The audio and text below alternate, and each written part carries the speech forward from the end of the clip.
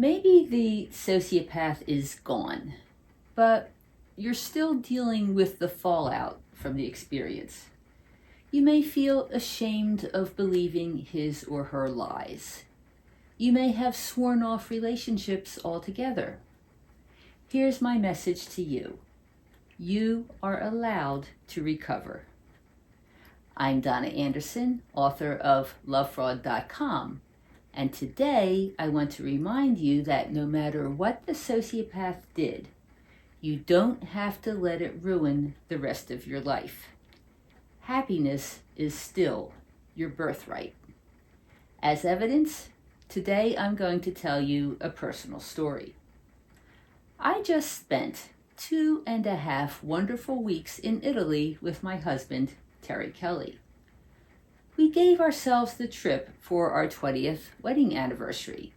It was the trip of a lifetime, and multiple times in the first few days, I said to Terry, I can't believe we're here. The artwork was astonishing, the food was delicious, and the people were warm and friendly. The entire time, my heart was full, and it felt wonderful. I urge all Love Fraud readers to allow yourselves to experience a full heart, even after a run-in with a sociopath. As encouragement, here's a bit of a travelogue. We spent 5 days in Rome, 5 in Naples, and 5 in Sicily. In Rome, we saw the major sites: the Colosseum, Vatican Museum, Sistine Chapel, St. Peter's Basilica, the Pantheon, Trevi Fountain. Rome was a collection of ancient monuments, ornately decorated churches, and palatial residences filled with astounding artwork, all surrounded by traffic and tourists. In Naples, we went to the opera at the magnificent Teatro di San Carlo. It is the oldest continuously operating opera venue in the world, opening in 1737. We saw the famous love story, Romeo and Juliet. It was a great production, as long as we overlooked the fact that they cast a 48-year-old man with a beer belly as Romeo. While in Naples, we took side trips to Pompeii and Herculaneum, 2 cities that were devastated by the eruption of Mount Vesuvius in 79 AD. They were buried under 20 feet of volcanic ash and lost for 1,500 years. Once discovered and excavated, the ruins offered insight into the sophisticated life of ancient Roman Empire. I wanted to go to Acireale, Sicily, specific for the town's Carnevale, or Mardi Gras. It's a multi-day festival of parades through the town with the most magnificent floats I've ever seen. Each float was actually a piece of performance art that put on a 16-minute show with lights, music, and movement.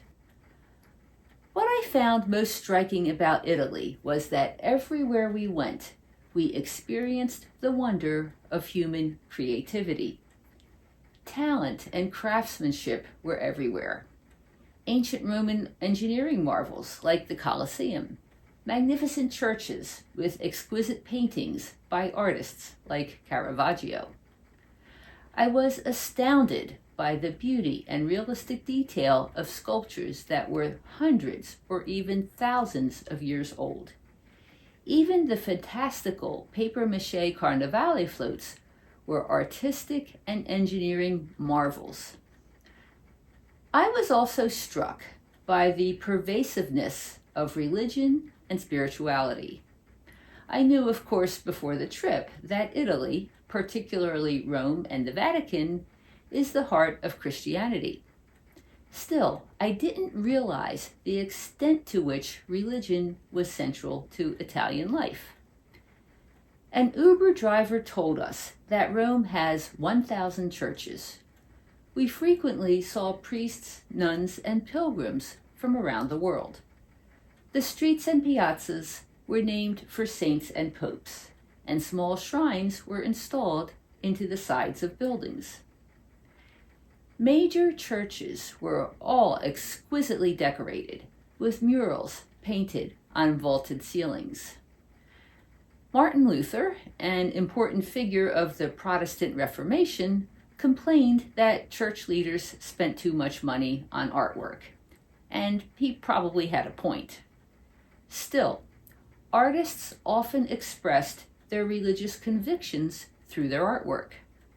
When we visited the Sistine Chapel, we saw Michelangelo's famous ceiling, commissioned in 1508. He also painted the Last Judgment fresco on the wall above the altar, which was commissioned in 1541. Our Rick Steves audio guide explained how Michelangelo's work depicted the artist's interpretation of complex theological issues.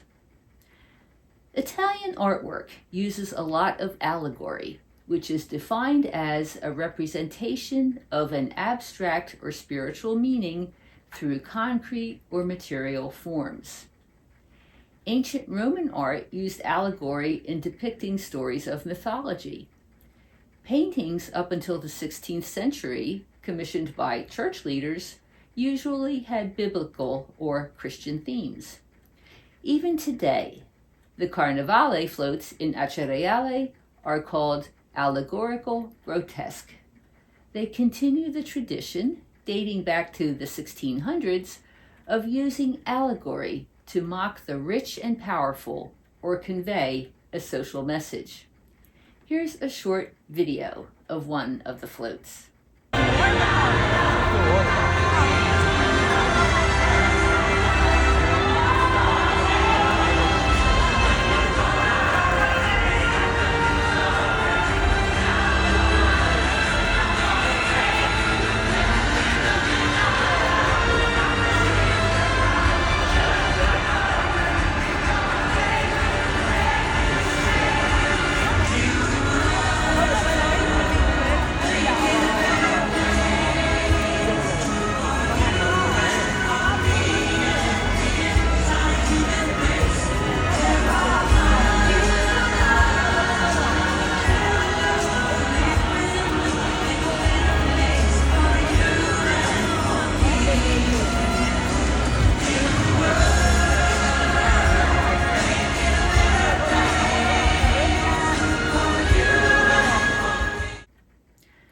The floats were fabulous creations of movement, lights, and music, but the real spirit of the Carnevale was the revelers.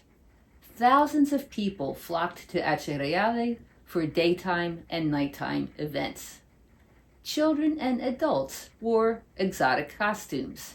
Terry and I at least had shiny hats. The festival was truly a celebration of life. So, why am I telling you all this about our trip to Italy? As I said in the beginning, while we were there, and even afterwards, my heart felt full. And that, to me, is evidence of my recovery after my devastating marriage to a sociopathic con man. I once posted an article on lovefraud.com called How to Get Revenge Against the Sociopath. What's the answer? Living well is the best revenge. If you're still standing, that means the sociopath did not ruin you forever, but you can move beyond mere survival. You can enjoy yourself. Yes, you can do it. Happiness is still your birthright. Don't let the sociopath take it away from you. Maybe a trip to Italy is not possible for you right now, but you can take a walk in the park. You can attend a free concert or free exhibition. You can have a cup of coffee with good friends. I urge you to do whatever you can to bring joy and happiness into your life. Joy is in the present moment, and it helps in your recovery. Then someday, you'll be able to enjoy something really special, and it will be your ultimate triumph over the sociopath. If you need help in your recovery, you'll find it at lovefraud.com. We have lots of articles and webinars. And if you want a one-on-one consultation, I'm available. Just visit lovefraud.com/talk to Donna. Even after the sociopath, true recovery is possible. Love Fraud is here to help you.